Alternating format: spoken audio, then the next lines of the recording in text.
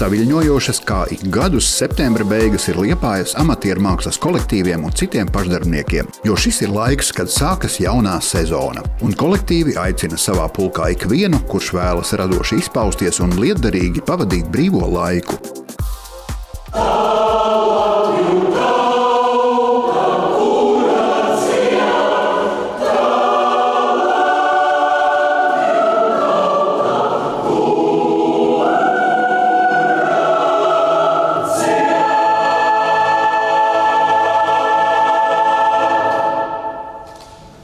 Liepājas Tautas mākslas un kultūras centrs sāk savu 2023. 24. gada sezonu.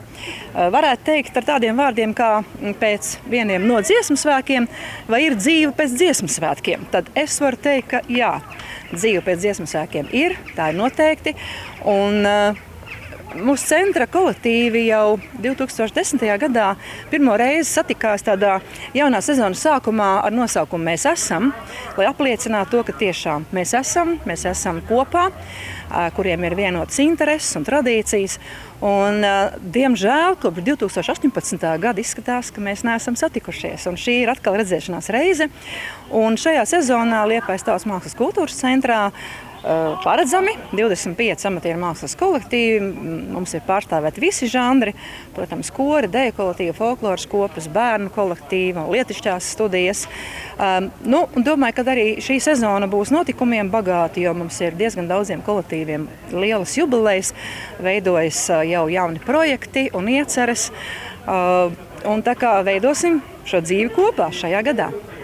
Kas vispār ir dziesmu un deju svētki, un tas nav tikai nedēļa. Tā nav tikai šī konkrētā nedēļa Rīgā, tikšanās Meža parkā, tikšanās uz Brīvības ielas, tikšanās Daugavas stadionā un tā tālāk, bet tas ir tāds nepārtraukts process, kurš notiek dienu no dienas, kur tiek trenēta šī, pieņemsim, par dejotājiem runājot kopā dejošana, sākot ar savu deju kolektīvu, pēc tam jau tādos lielākos draudzības koncertos un tālāk novada svētkos.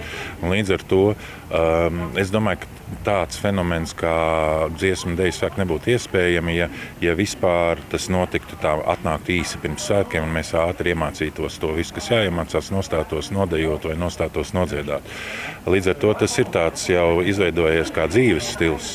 Droši vien tiem ļaudīm, kas ar to nodarbojās, un katrs ir atradis to sev piemērotāko un sirdī tuvāko. Un tā otra puse ir tā emocionālā puse. Un, manuprāt, īpaši pēc mūžīgā dzinēja tik ļoti daudz emocionāli saviļņotu dejotāju, tā skaitā vīriešu ar miklām acīm finālā. Man liekas, ka tas dod kaut kādu tādu baigo jaudu, ne tikai turpināt dejot, tālāk dejot uz priekšu, bet arī tādai dzīvošanai tālāk.